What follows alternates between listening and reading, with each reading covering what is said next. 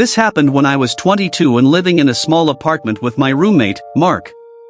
Neither of us had much money, so we rented a place in a rough part of town. It wasn't somewhere either of us planned to stay forever, but it was affordable. At the time, I worked the closing shift at a grocery store stocking shelves.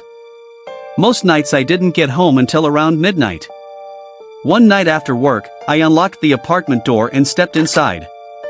The place was quiet. I tossed my jacket onto the coat rack and headed straight for the kitchen.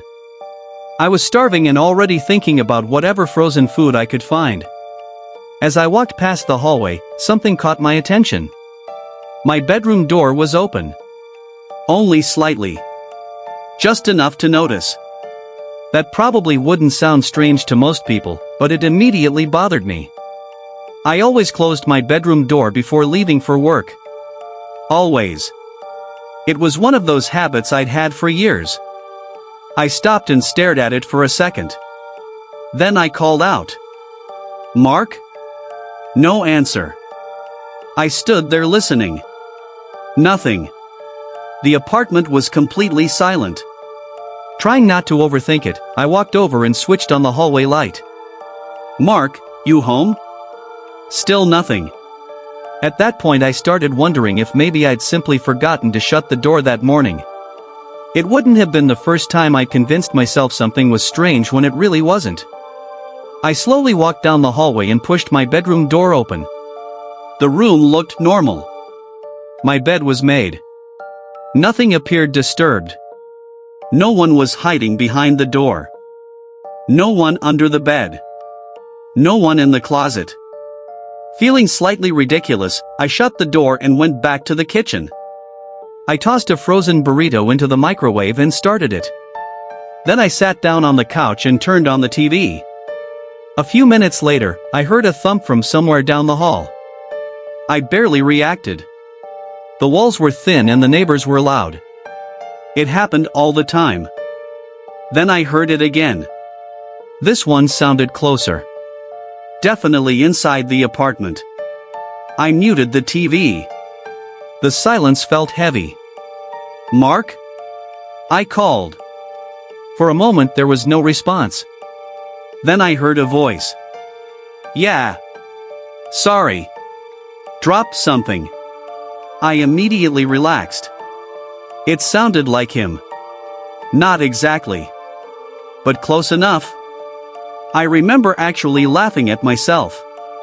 I thought I'd spent the last 10 minutes freaking myself out for no reason. Then my microwave beeped. I stood up and walked toward the kitchen. Halfway there, my phone vibrated in my pocket. It was a text from Mark. The message read, "Hey man. Running late at work. Can you leave the door unlocked?" I stopped walking. For a second I just stared at the screen. Then I typed, "Wait. You're still at work?" The reply came almost immediately. "Yeah. Why?" The moment I read that message, I heard another sound from the hallway. A slow scrape. Like a shoe dragging across the floor. I looked up. And saw a figure standing at the end of the hall. The lights behind him made it impossible to see his face. All I could make out was that he was large. Much larger than Mark. And in his hand was something reflecting the light. A knife. For a second neither of us moved. Then every survival instinct I had kicked in at once. I spun around and ran for the front door. Behind me, I heard heavy footsteps. Not running. Walking. Slow. Deliberate. As if whoever was behind me knew I wasn't getting away. I yanked the door open and bolted into the hallway. Then down the emergency stairs. Then into the parking lot. I didn't stop until I reached the far end of the building. That's where I called 911. Police arrived within minutes. They searched the apartment from top to bottom. They never found anyone. No fingerprints. No sign of forced entry. Nothing. Whoever had been inside was gone. But before they left, one of the officers found something sitting on the kitchen table. A folded piece of paper held down beneath a salt shaker. The officer opened it and showed it to me. Only one word had been written on it. Soon. I moved out less than 2 weeks later. To this day, I have no idea who that man was. How long he'd been inside my apartment. Or how he knew enough about Mark to answer when I called his name. What bothers me most is the way he followed me. Not running. Not rushing. Just walking. Like he wasn't worried about me escaping. Like he thought we'd see each other again.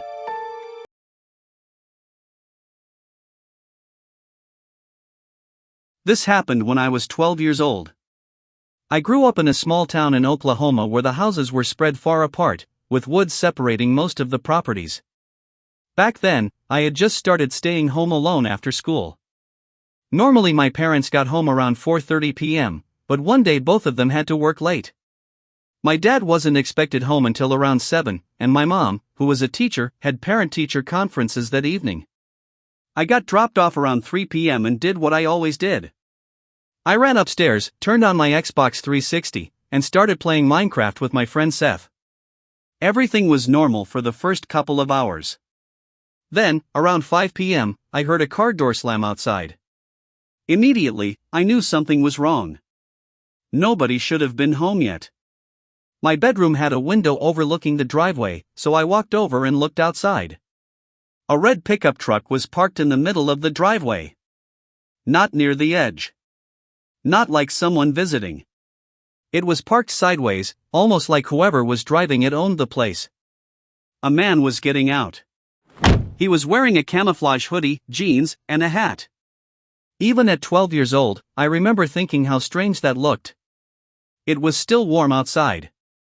Nobody was wearing heavy hoodies.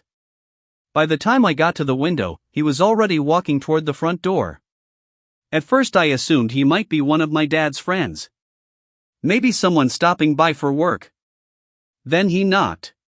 A few seconds later, he knocked again. When nobody answered, he walked back toward the driveway. I remember telling Seth through my headset that the guy was leaving. But he wasn't. Instead of getting into his truck, he walked straight to the side door of our garage. Then he grabbed the handle and tried to open it. My stomach dropped. This wasn't somebody looking for my dad. This was somebody trying to get into the house. Thankfully, the door was locked. After that, he disappeared around the back of the house. I threw my headset down and ran downstairs. I stayed hidden behind the wall near the living room where he couldn't see me through the windows. Then I listened. A few seconds later, I heard the back door handle move. He was trying that door too. Then I heard a loud thud. It sounded like something heavy hitting the ground. I froze. I wanted to call my parents. I wanted to call my grandma. But I didn't have a cell phone. The only phone in the house was in the kitchen. To get there, I'd have to cross right in front of the windows where he could see me. So I just stayed hidden. Waiting. Listening. After a minute or two, everything went quiet. I finally worked up the courage to peek around the corner. He was gone. I ran back upstairs and got back on the headset. I was trying to explain everything to Seth when I heard another car door slam. This time, the man was actually getting back into his truck. Before he drove away, I got a better look at the vehicle. There were only two things in the bed of the truck: a shovel and a crowbar. I watched him reverse out of the driveway and disappear down the road. Once I was sure he was gone, I went downstairs to figure out what that loud thud had been. The moment I stepped onto the back patio, I noticed something. The doormat had been moved. 2 large flower pots had also been shifted. Then it hit me. He wasn't randomly walking around my house. He had been searching for a spare key. Every place he disturbed was somewhere a homeowner might hide one. The scary part is that we actually did have a hidden key. It was under a smaller flower pot near the back door. For whatever reason, he never checked there. I later looked around the front porch and found more pots that had clearly been moved. He had searched there too.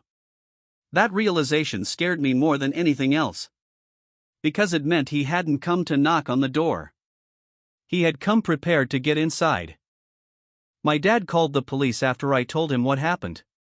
An officer came to the house and took my description of the man and the truck. As far as I know, they never found him.